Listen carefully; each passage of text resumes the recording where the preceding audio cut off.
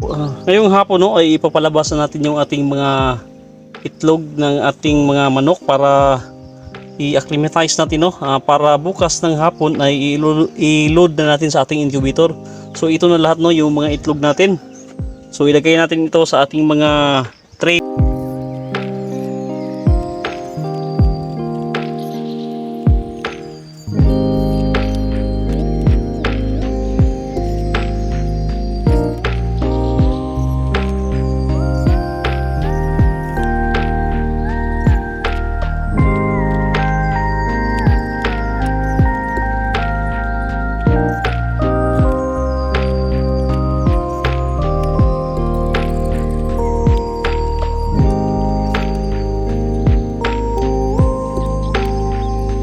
Ito na no, yung mga itlog na nailagay natin sa tray. So tatlong tray lang no, yung nalagyan natin, bali 162 lang yung na lagyan natin no. So merong dalawang na tira dito. So bali 162 lang na mga itlog yung pa-i-load natin no sa incubator kasi ito lang yung nakulikta natin. Sa paglagay no ng itlog sa ating tray ay dapat no yung pointed yung ilagay natin dito dahil dito sa portion nito na ito ay ito yung nandito no yung kanyang air sac. So ganyan no yung paglagay ng itlog natin. So bukas ay iloload natin no. Ito yung first na iloload natin sa ating incubator ang mga itlog na ito.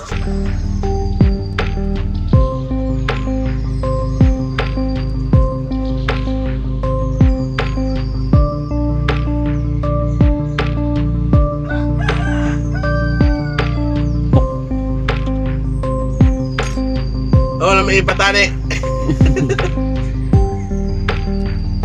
Trapod. Kaunda eh.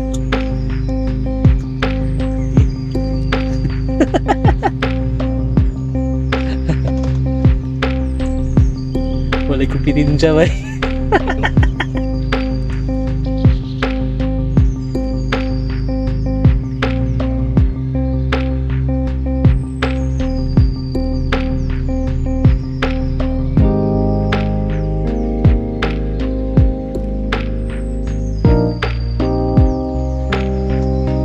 Ngayong araw no ay mayroon tayong bisita dito sa farm, si Sir Donnie Tang.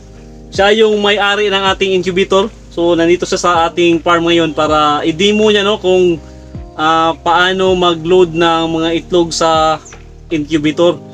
So since sa kanya yung incubator, siya yung magdi-demo no kung paano natin i-load yung mga itlog natin. So bago tayo mag-load ng itlog sir sa incubator, ano yung unang mga gagawin natin dito sa ating incubator? So, first of all, no, magandang tanghali na. Tanghali hapon na gani. Itong incubator, naka-preheat ito ng kalahating araw bago tayo mag-load para na-preset na po yung incubator natin.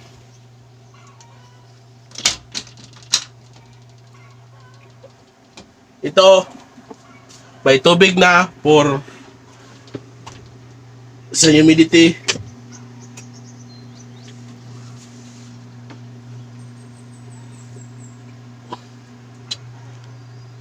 Ito na. Pwede na tayo Load ng itlog.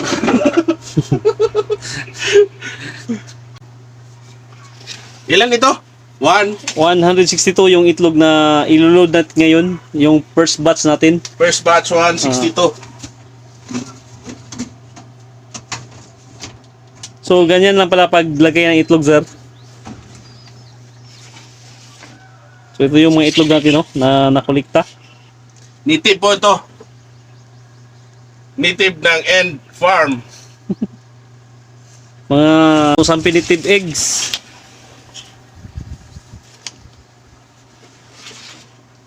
After 10 days, may update si sir. Sabod. Ilang percentage yung fertility ng itlog niya.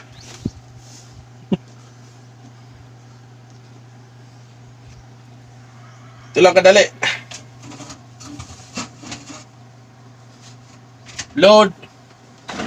Sarado.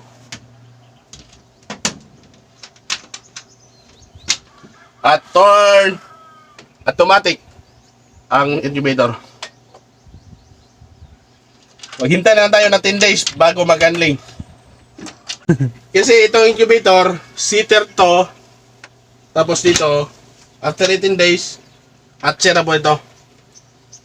Automatic po yung incubator natin, galing kay Jam Incubator ng Dipolog.